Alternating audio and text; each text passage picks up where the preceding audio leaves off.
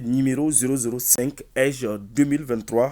Il a été constaté depuis un certain temps que des individus se réclamant de l'autorité indépendante de gestion des élections EGE procèdent à l'établissement et à la diffusion de faux documents et fausses informations relativement au déroulement du scrutin du 18 juin 2023 dans la région de Kidal.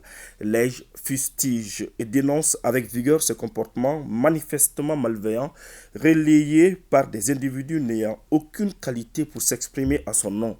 Par conséquent, tout acte établi ou diffusé par des individus demeure sans objet et expose les auteurs à des poursuites judiciaires nécessairement à leurs dépens. En tout état de cause, l'autorité indépendante de gestion des élections EGE réaffirme et confirme que le scrutin du 18 juin 2023 a eu lieu dans la région de Kidal.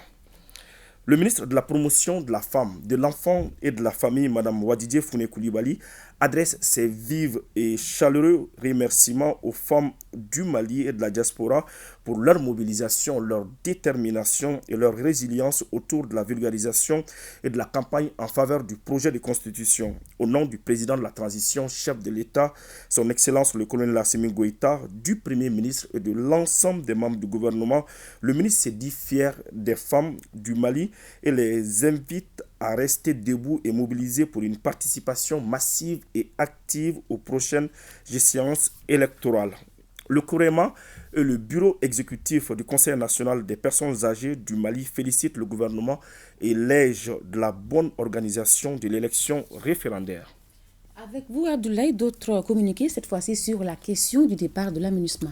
Bien sûr, Salimata Ndao, le Conseil national de transition prend acte du communiqué numéro 55 du gouvernement de la transition en date du 16 juin 2023 par lequel les autorités du Mali ont pris l'option stratégique de demander le retrait sans délai de la MINUSMA. Le CNT exprime sa solidarité avec le gouvernement suite à cette décision salutaire et responsable qui intervient après 10 ans de présence mitigée de la MINUSMA au Mali. En effet, au regard de l'insuffisance de résultats en matière de stabilisation du Mali et des agissements inopportuns en déphasage avec la quête de paix et de réconciliation nationale auquel aspire le vaillant peuple malien, la MINUSMA apparaît de plus en plus comme un catalyseur de la crise malienne. Le Conseil national de transition réaffirme sa solidarité et son soutien indéfectible au président de la transition, chef de l'État, son Excellence le colonel Assimi Goïta, pour son attachement ferme